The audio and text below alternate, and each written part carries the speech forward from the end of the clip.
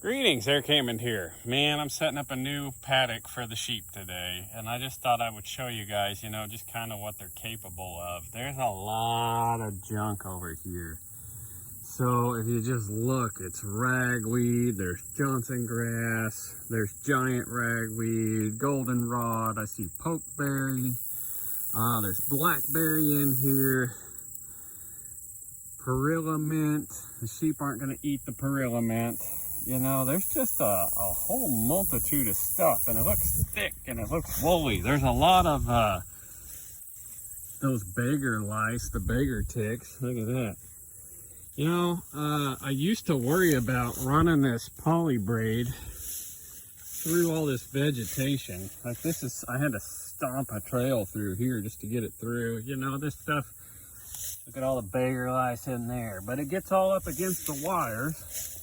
And I used to worry that was going to short the wire out or somehow make it weaker so your sheep will get out, but I don't worry about that anymore. So if you see like the edge of my driveway here, most of that brush is pushing up against that wire. It will reduce the voltage, but the sheep are trained, so they're not going to go through that. It's not going to be a problem. So I will turn it on, and then as they eat it, all of this stuff will come off the fence, and your fence will get some slack in it. And then, just to get the slack out of it, they'll be in here for 2 or 3 days, but you can just come in here, you can pull on the rope. My video quit, I don't know what happened there, but just get the slack out of it. You just kind of pull the rope and you wrap it around the hook like that, and you can keep twisting it, and you can keep wrapping that fence tighter and tighter as the sheep start to eat the brush and the fence starts to get a little slack in it. It's not a problem. They're not coming through this fence. And I try and space it, I don't know, probably 8 inches off the ground, and then that one's probably at about 20. It's not super critical. Where the brush comes through, I'll just pull the wire and kind of try and get it down where it needs to be. All this beggar lice, there's some thistle in there. There's a bunch of giant ragweed. So they're gonna take all this out for me. And then underneath it, you're trying to get your timing right. Underneath it, the tall fescue is gonna start coming up, because right now it's August 24th. So if I can get all this stuff taken off, my tall fescue will grow back in the fall, and then I can graze this in the winter time. Probably after January, once all the tall fescue grows up. So basically I'm just trying to take the tops off. So what can the sheep do? Let me show you. This is where they were. So I had a set of fence posts this way. Let's walk through here. So the ragweed, it's just sticks. There's a walnut tree. They ate that.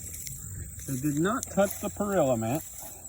That's poisonous. They're not going to touch it. But if you look down through here, like this was just as woolly as that was. So they went through here and they strip it. And like, here's mare's tail.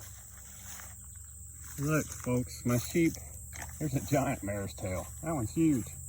My sheep aren't that tall. But what they do is they get on these sticks and they walk them down to the ground until they can eat the tips off of them. I have silver maple trees that are 12 foot tall, and they've eaten every leaf off of them just by getting over the top of it and just walking down it. So let's keep going. Let's look at all this. That's another one. I almost thought that was lamb's quarter, but it's not. But the posts were right through here, so the perilla mint's left, but everything else they pretty much just obliterated. There's some sedges in here. They just laid a lot of this on the ground. That's the tall fescue. There's some sedges on the ground. That's gonna grow back good. There's a walnut tree they've hammered. There's some blackberry through here. But they just pretty much just laid it to waste. Look at all that. Here's some Ceresia lespedeza. That stuff, when it's young, it looks like they eat it pretty good, but it gets really woody. But man, that plant got hammered. So basically, what I am gonna do next, there's a bunch of buckbrush through here. I'm gonna take, once I move my fence down, I'll just take a brush hog through here and just clip all these little stems off, and then that'll make a good place for the tall fescue to grow back. Hey guys, enough time passed in that last video that I actually moved the sheep again, so you get to actually see what the sheep did in that area that I set up. So this was the first area, and then this was the second area you saw in the video going down, where I was gonna have them come in here and eat all this stuff out. And then, you know, this is the fence that had all the brush up against it.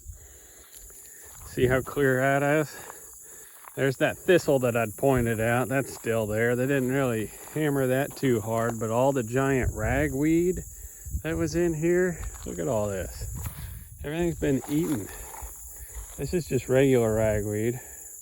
But then, like, these are the giant ragweeds. And then there's perilla mint in here. They're not gonna touch the perilla mint because that's bad for them.